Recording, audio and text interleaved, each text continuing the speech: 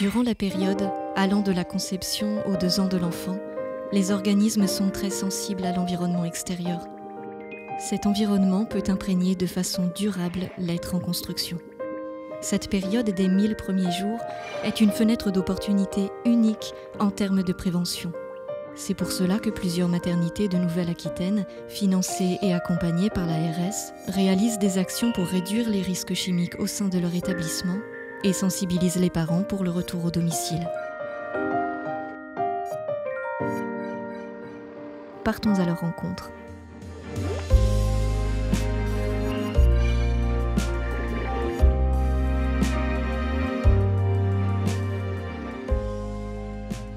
Au centre hospitalier d'Arcachon, on est dans un environnement qui respire la nature.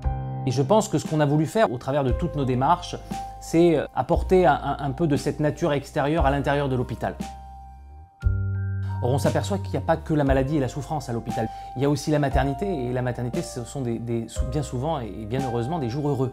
C'est l'occasion de rencontrer tous les enfants qui naissent, et c'est l'occasion de leur transmettre des messages de santé publique à eux, à leurs familles et à nos professionnels de santé. On souhaite véritablement s'investir dans ces démarches de santé publique. Nous avons travaillé sur le contenu et la composition du petit déjeuner en supprimant tous les emballages individuels, de ce fait donc diminuant les plastiques, tous les conservateurs, les produits sucrés. On a choisi de proposer aux mamans d'avoir une corbeille de fruits pour tout le séjour, donc des fruits frais, fruits secs et oléagineux. De leur dire, ben voilà, on peut grignoter autre chose que des choses sucrées. Celles qui sont déjà sensibles au sujet sont vraiment ravies d'avoir ce dont elles ont besoin. Celles qui découvrent un petit peu ces fruits vont peut-être moins y toucher, mais voilà, nous, on a passé le message.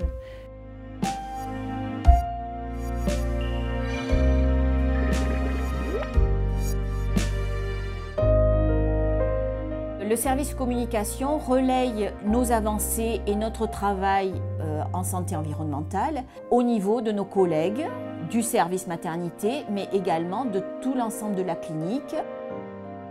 On a choisi d'utiliser les portes coupe-feu du premier étage parce que c'est là où principalement se font les consultations gynécologiques et obstétriques.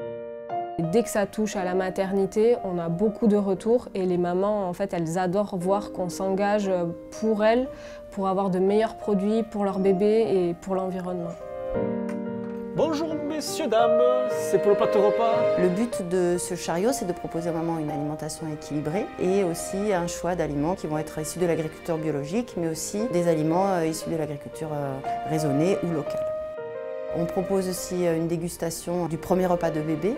Le but étant de comparer et de discuter en termes de goût, en termes de coût et aussi en termes d'environnement.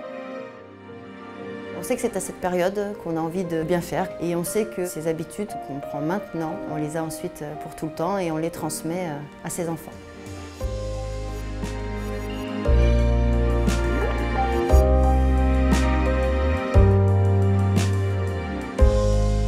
On a démarré sur le plan régional santé-environnement et puis l'ARS nous a soutenus.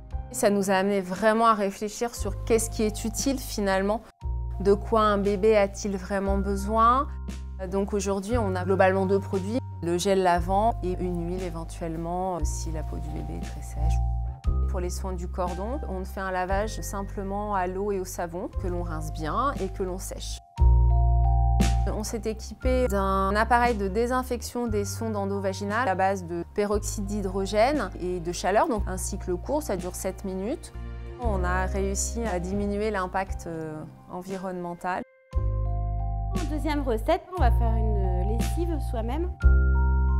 Ces ateliers hors les murs sont proposés du coup en dehors des locaux de l'hôpital, donc c'est nous qui nous déplaçons sur les aires d'accueil pour les gens du voyage, parce que c'est des fois des populations qui viennent plus difficilement sur l'hôpital et encore moins pour de la prévention. Dans un premier temps, le contenu il a été adapté aux personnes gens du voyage, donc avec beaucoup plus d'images, moins d'écrits. Quand on vient vers elles, je pense qu'elles adhèrent plus, elles entendent plus et le message passe au mieux.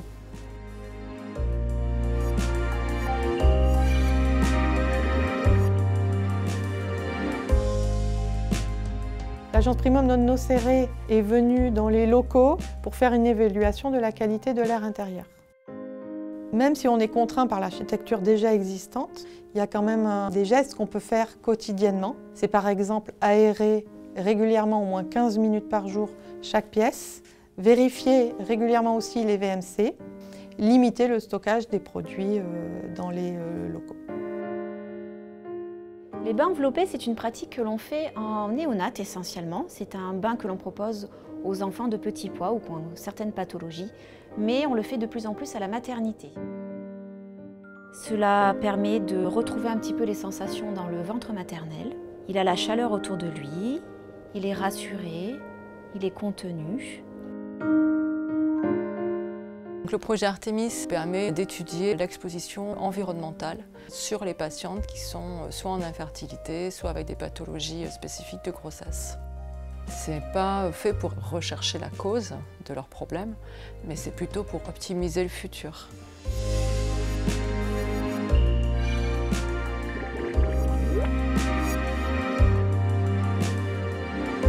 À votre avis, combien est-ce que vous utilisez de produits cosmétiques par jour ?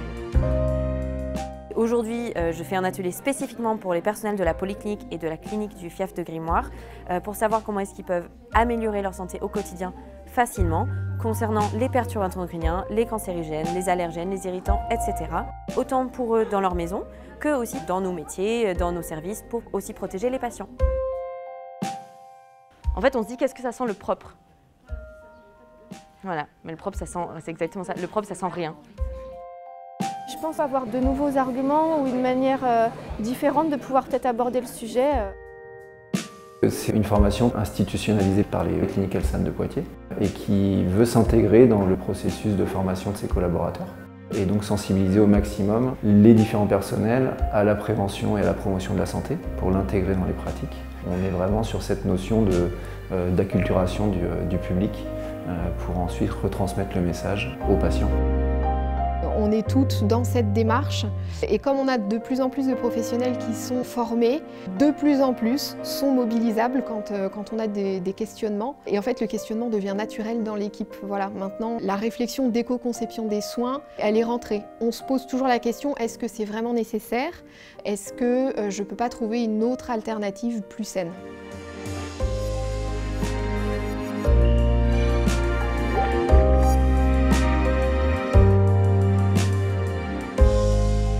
On avait fait un constat comme quoi il y avait des pathologies émergentes. De plus en plus, il y a des polluants environnementaux, dont les perturbateurs endocriniens. Du coup, l'agence Primum Non Nocere fait un appel à projet auquel on a répondu pour un accompagnement. Pour essayer de diminuer les déchets qu'on produit à la maternité, par exemple, on a mis en place le change du nouveau-né avec des lingettes lavables. Du coup, les parents, on leur donne 10 petites lingettes, ils font le change à l'eau ou au savon, ils nous donnent leurs lingettes sales, qu'on fait partir dans le cycle de la blanchisserie, comme avec tout l'autre linge. On a décidé de mettre en place un nettoyage vapeur. Ça permet de faire un nettoyage en profondeur sans utilisation de produits chimiques. Donc l'air est moins contaminé. Du coup, c'est un bénéfice à la fois pour le personnel parce qu'il n'est pas en contact quotidien, régulier pendant toute sa carrière avec des produits chimiques. Et aussi, c'est un bénéfice pour les mamans et les bébés qui sont présents dans les chambres. Tout changement n'est pas facile, mais on s'y est tout adapté. Et on sait que c'est quand même un mieux pour la maternité et pour nous.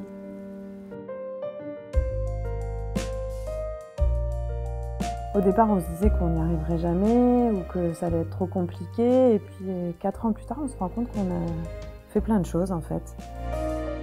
En fait, je pense qu'il faut croire à l'effet boule de neige. Il faut s'appuyer sur des personnes ressources dans l'établissement et se dire qu'en améliorant de petites choses à chaque fois, on progresse énormément.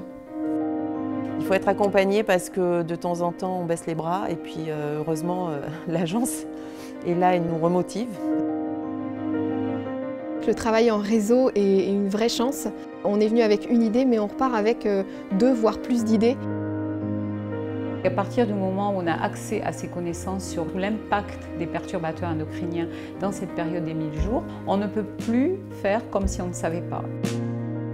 C'est un tout petit début, mais qui prouve qu'on est conscient et qu'on est surtout garant des générations à venir.